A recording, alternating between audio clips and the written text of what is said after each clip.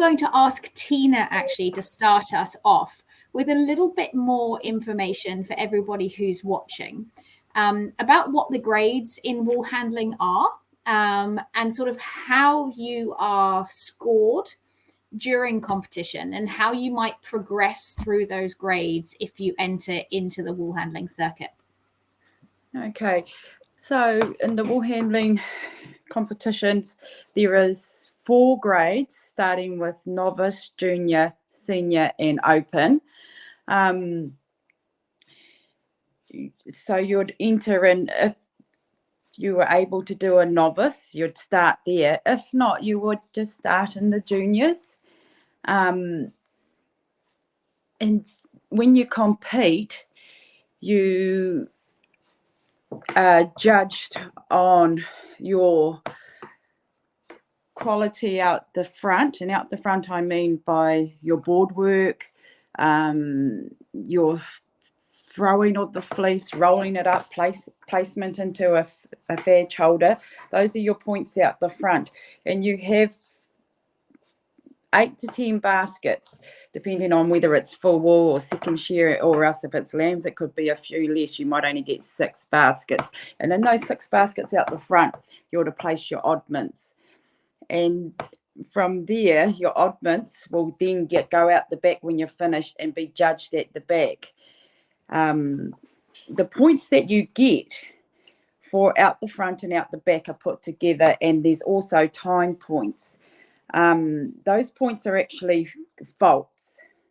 So the lower the points, the better. And when you start in the junior or novice, if you win a show, points are attached to that too. So for a win, you get so many points.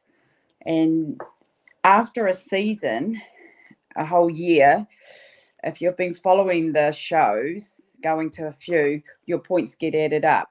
And if they are at a certain, I'm not too sure of how many points for each grade you are allowed before you have to go up. But Shearing Sports New Zealand will decide who needs to go up at the end of each year. Yeah, that's I think awesome. That's really sense. Nice. No, that's really nice, clear information, because I think that's one of the things, if you haven't ever competed before, knowing what the grades mean is actually quite a big start. But can you tell us a little bit more as well about what the role of the judges is and how a competition itself runs? You know, is it volunteers? How does a competition get put on? So competitions are run locally all around New Zealand, and you'll have a show committee that, which are all volunteers, put together the local shows in your area. And from there, the wool handling judges and the shearing judges, they will come along. They are invited to each show, and they will come along. And the wool handling judges and shearing judges, it's all voluntary. It's not a paid job, and that's what it's like for most competitions. Everything's just you volunteer, and they have a committee that will run each show. So there's a huge amount of passion and love and, I suppose, commitment to the industry as well from everybody that is working behind the scenes at a competition then as well. Yes. And the judges, how you become a judge is all done through a process which all goes back to Shearing Sports in New Zealand. So the ones who run all the competitions. And it starts off with regional. Each area in New Zealand has their own region. And then you'll have a South Island group, North Island group, but at the end of the day, we're all together under the one banner of Shearing Sports New Zealand. Nice. That's awesome information. Thank you, Tina. And I think that's actually given me more information as well, because, you know, I go to a lot of competitions, but I still sometimes sit there and get a little bit confused how people progress through what grades. So It's really good to have that information. Do you feel that having a good grasp of the rules helped you with your success in the wool handling shows, Tina? Yes. When you do know the rules and understand how the points work and what the judges are actually judging you on, and having that just enables you to know how there's a routine to the show. It's not a routine that you would do all the time every day in the sheds. Like for an example is, are you going to be there to catch every single eye clip that comes off that sheep? Maybe in a shed situation you wouldn't be, but when you know the rules, and that if you miss that eye clip and it contaminates your wool in a competition, yeah, so knowing the rules is going to help you. Really?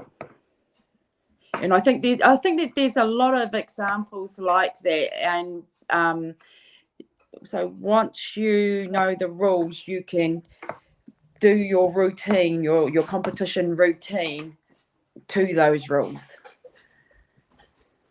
I sort of think too, when you have a better understanding of the rules, you can understand where you're going wrong as to why you're getting so many points in so many areas. Because I know when I first started, I didn't know anything about the rules. And once I actually read the rules, and I thought, oh, now I understand it a bit better. Now I know where I'm going wrong.